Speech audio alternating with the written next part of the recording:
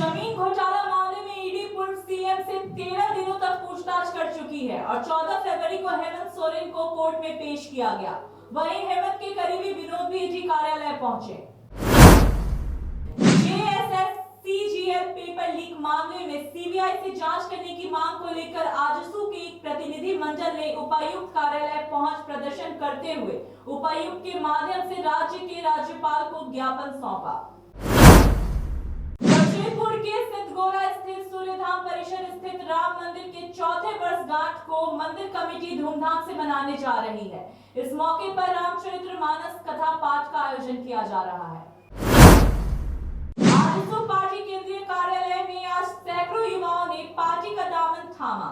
इस मौके पर पार्टी के केंद्रीय अध्यक्ष सुदेश महतो ने कहा कि राज्य की राजनीति में सकारात्मक बदलाव के लिए युवाओं की भागीदारी जरूरी है। बोकारो जिले के सुदूरवर्ती इलाके में बसे पेटरवार की लीला जानकी पब्लिक स्कूल के छात्र जेई मेंस 2024 में विशाल मेहता तीसरा स्थान लाकर स्कूल का गौरव बढ़ाया है। सिंहभूम जिले के नए उपायुक्त अनन्य मित्तल ने पदभार ग्रहण के दूसरे दिन ही जिले के तमाम प्रशासनिक अधिकारियों के साथ अहम बैठक की, जहां जिले भर में चल रहे योजनाओं की वस्तुस्थिति की जानकारी हासिल की। नमस्कार, आप देख रहे हैं जीवीएम 24 न्यूज। मैं हूं आपके साथ अपराजिता। स्वागत है आपका हमारे खास कार्यक्रम झारखंड न्यूज में। चलिए कुछ खास खबरों के साथ बुलेटिन की शुरुआत करते हैं। जमीन घोटाला मामले में ईडी पूर्व सीएम से 13 दिनों तक पूछताछ कर चुकी है। आज ही हेमंत सोरेन को कोर्ट में पेश किया जाएगा। वहीं हेमंत के करीबी विनोद से भी ईडी कार्यालय पहुंचे। पूर्व मुख्यमंत्री हेमंत सोरेन को विनोद कुमार सिंह से दोस्ती महंगी पड़ी है। विनोद के मोबाइल से मिले सैकड़ों व्हाट्सएप चैट से ईडी को जमीन घोटाले और ट्रांसफर पोस्टिंग के कई अहम सबूत मिले हैं। ऐसा भी जानकारी है कि विनोद सिंह ईडी के लिए गवाह भी बन सकते हैं। 12 फरवरी को विनोद सिंह के घर पर ईडी ने दोबारा छापेमारी की थी, जिसके बाद आज उन्हें फिर से पूछताछ के लिए बुलाया गया है। थोड़ी देर में विनोद सिंह से पूछताछ की जाएगी। आमने सामने बैठकर देखना होगा कि पूछताछ में क्या निकलकर सामने आता है। जेएसएस-सीजीएल पेपर लीक मामले में सीबीआई से जांच करने की मांग को लेकर आजसू के एक प्रतिनिधि मंडल ने उपायुक्त कार्यालय पहुंच प्रदर्शन करते हुए उपायुक्त के माध्यम से राज्य के राज्यपाल को ज्ञापन सौंपा। वहीं आपको बता दें कि पिछले दिनों राज्य में जेएसएस-सीजीएल पेपर लीक का मामला सामने आया था। इस मामले में छात्रों के साथ होते खिलवाड़ को देखते हुए आजसू का एक प्रतिनिधि मंडल पूर्व मंत्री रामचंद्र सहित के नेतृत्व में जमशेदपुर उपायुक्त कार्यालय पहुंचा और उपायुक्त के माध्यम से राज्य के राज्यपाल को एक ज्ञापन सौंपा और जानकारी देते हुए पूर्व मंत्री ने कहा कि राज्य में छात्रों के साथ खिलवाड़ किया जा रहा है। जीएसटी का पेपर लीक हो रहा है, जो कि राज्य सरकार के कर्तव्यहीनता को साफ तौर पर दर्शा रहा है। इसके साथ ही उन्होंने कहा कि राज्य सरकार के द्वारा एक जांच के लिए एसआईटी गठित की गई है, जो कि ना काफी है और इस योग्य नहीं है कि इस मामले की उच्च स्तरीय जांच कर सके। उन्होंने राज्यपाल को ज्ञापन सौंपकर राज्यपाल से मांग की कि इस मामले की गंभीरता को देखते हुए इस मामले की जांच सीबीआई से कराई जाए, ताकि दूध का दूध और पानी का पानी हो, दोषियों को सजा मिले, ताकि छात्रों के भविष्य के साथ कभी खिलवाड़ ना हो सके। कुछ दिन पहले जेएसएस सीजीएल पेपर लीक मामले को लेकर के राज्य में जो एक माहौल क्रिएट हुआ, जेएसएससी परीक्षा कंडक्ट करती है और क्वेश्चन को भी लीक कर देते हैं। तो जिस प्रकार से छात्रों के साथ जो खिलवाड़ कर रही है राज्य सरकार, जेएसएससी मिल करके, आजसू पार्टी इसका तो पुरजोर विरोध करती है। साथ ही साथ छात्रों का भविष्य सुरक्षित हो, छात्रों के साथ अन्याय न हो। जमशेदपुर के सिद्धगोरा स्थित सूर्यधाम परिसर स्थित राम मंदिर के चौथे वर्षगांठ को मंदिर कमेटी धूमधाम से मनाने जा रही है। इस मौके पर रामचरितमानस कथा पाठ का आयोजन किया जा रहा है। इस बात की जानकारी मंदिर कमेटी ने एक वार्ता के दौरान दी। इसके साथ ही उन्होंने कहा कि 23 फरवरी से लेकर 29 फरवरी तक इसका आयोजन मंदिर प्रांगण में होगा और प्रखर कथा वाचिका गौरांगी गौरी इसमें शामिल होंगी। जिनके द्वारा रामचरितमानस कथा का वाचन किया जाएगा। वहीं 1 मार्च को मंदिर परिसर में महाभोग का आयोजन होगा। वैसे इस अनुष्ठान में उड़ीसा राज्य के राज्यपाल रघुवर दास भी शामिल होंगे। राम मंदिर की स्थापना दिवस पर सूर्य मंदिर कमेटी कथा का आयोजन कर रही है। इस बार का जो कथा का आयोजन होगा गौरंगी गौरी जी के द्वारा, जो पिछली बार आई थी उन्हीं के द्वारा किया जा रहा है, क्योंकि भक्तजनों का आग्रह था कि उनको बुलाया जाए। उनकी कथा से वो लोग बहुत ही मतलब लाभुक थे। इस बार भी गौरंगी गौरी जी को ही बुलाया जा रहा है। यह कथा 23 से स्टार्ट होगा, 23, 24, 25, 26, 27, 28, 29 को समापन होगा। मंदिर कमेटी का है, उन्होंने पूरा डिटेल बताया है। हमारा कर्तव्य है कि हम उस पंडाल के अंतर्गत शांति व्यवस्था बनाए रखें।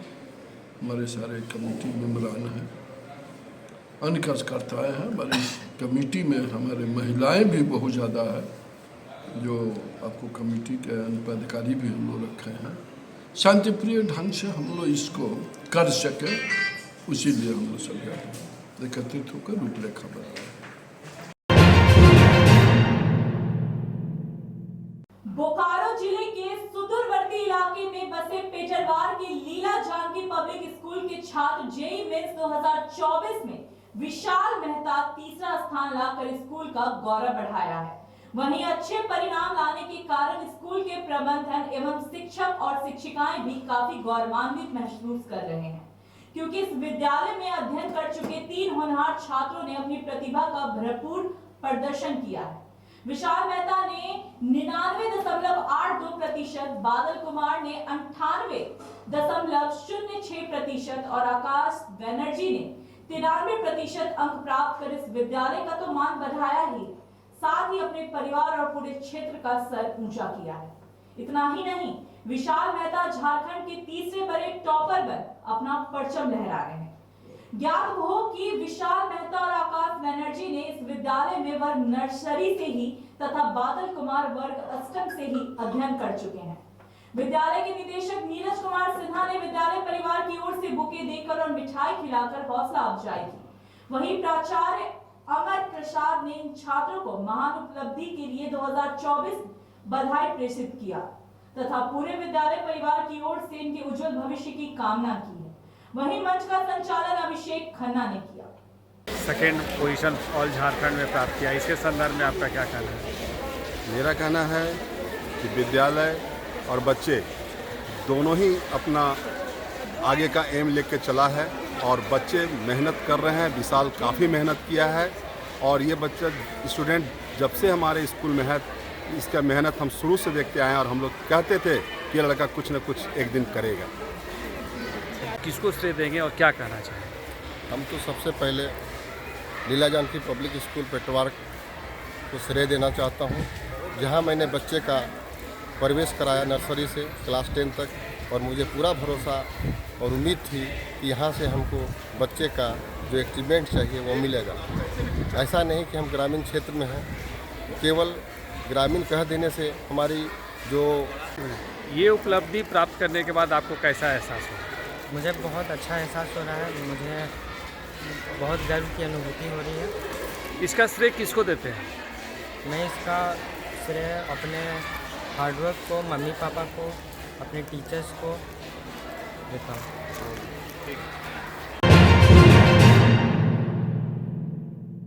आजसू पार्टी केंद्रीय कार्यालय में आज सैकड़ों युवाओं ने पार्टी का दामन थामा। इस मौके पर पार्टी के केंद्रीय अध्यक्ष सुदेश महतो ने कहा कि राज्य की राजनीति में सकारात्मक बदलाव के लिए युवाओं की भागीदारी जरूरी है। उन्होंने कहा कि युवाओं में राज्य की तकदीर बदलने और किस्मत संवारने की क्षमता होती है, बस जरूरत है उन्हें सार्वजनिक मंच प्रदान करने की।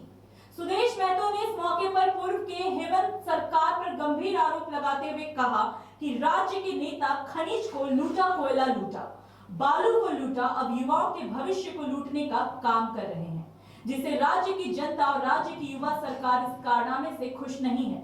इसके साथ ही उन्होंने कहा कि समय आने पर इसका जवाब युवा देने का काम करेंगे। का निर्वहन के बीच का संदेश है।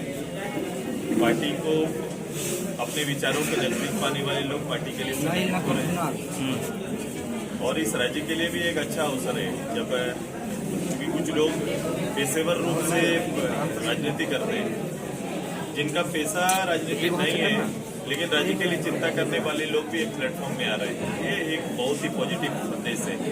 और यंग लोग हैं जिनकी पृष्ठभूमि कोई एमएलए एमपी के रूप में है नहीं, लेकिन उन्हें अब पूर्वी सिंहभूम जिले के नए उपायुक्त अनन्य मित्तल ने पदभार ग्रहण के दूसरे दिन ही जिले के तमाम प्रशासनिक अधिकारियों के साथ अहम बैठक की, जहां जिले भर में चल रहे योजनाओं की वस्तुस्थिति की जानकारी हासिल की। बता दें कि केंद्र और राज्य सरकार द्वारा प्रदत्त तमाम योजनाएं जिले में चलाई जा रही हैं। बैठक में जिले के उच्च स्तर पदाधिकारियों के साथ साथ तमाम सीईओ एवं बीडीओ मौजूद रहे। इस दौरान जिले के उपायुक्त ने तमाम योजनाओं के प्रगति की जानकारी हासिल की। खासकर राज्य सरकार की नई योजना अबुआ आवास के कार्य प्रगति पर यहां जोर दिया गया। बातचीत के क्रम में जिले के उपायुक्त अनन्य मित्तल ने कहा कि तमाम योजनाएं समय सीमा के तहत पूर्ण हो, इस पर उनका जोर है ताकि सही समय पर लाभुकों को इसका लाभ पहुंचाया जा सके। मंडल पदाधिकारी सभी बीडीओ और सीओ की हम लोगों ने बैठक करी। इसमें पास टाइम में आदरणीय मुख्य सचिव महोदय द्वारा दिए गए निर्देशों को हम लोगों ने रिपीट किया और साथ ही साथ उसको रिव्यू भी किया। इसमें बिरसा सिंचाई कूप, अबुआ आवास योजना, उनके द्वारा पेंशन की जो योजना के लिए आज ही समीक्षा करी गई थी उसको भी हम लोगों ने रिव्यू किया। इसके अलावा फसल राहत योजना और कृषि ऋण माफ़ी योजना जैसी योजनाओं को हम लोगों ने रिव्यू किया।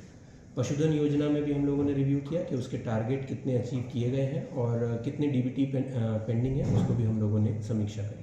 सभी को निर्देश दिया गया है कि सभी इश्यूज़ में सैचुरेशन मोड पे कार्य करेंगे और सभी के अकाउंट्स खुलवाते हुए उसमें डीबीटी जल्द से जल्द करना सुनिश्चित करेंगे। तो अभी के लिए बस इतना ही। ऐसे ही झारखंड से जुड़ी तमाम खबरों को जानने के लिए बने रहें हमारे साथ और देखते रहें GVN 24 न्यूज।